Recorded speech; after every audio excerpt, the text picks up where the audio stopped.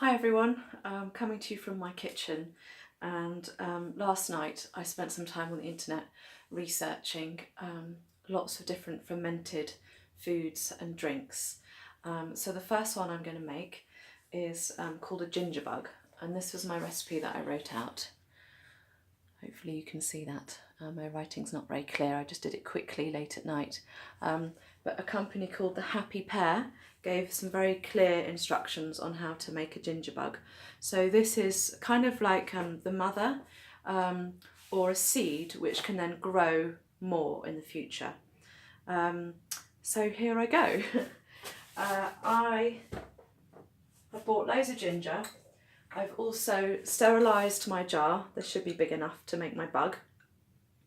So I poured in some boiling water and let that evaporate.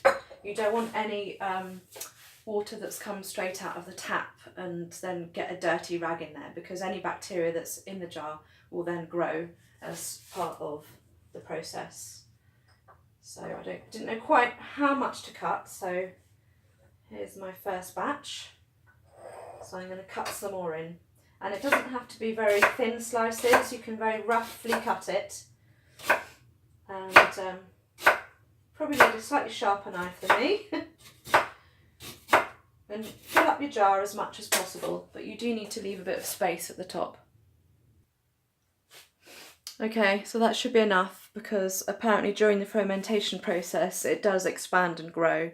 So now I'm going to put in 2.5 tablespoons of sugar, and I have chosen to buy some organic complete sugar, and I did check, there are sugars that aren't suitable for fermentation. For example, things like maple syrup, it's too rich and it just doesn't feed the bacteria in the way that it should. So 2.5, here we go. You just sprinkle it on top. 2.5.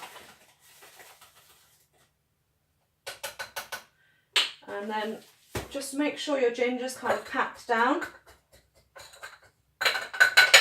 And then you pour in your water. So the water should not be from the tap, because you don't want fluoride or chlorine or any horrible nasties to grow and be inside your concoction.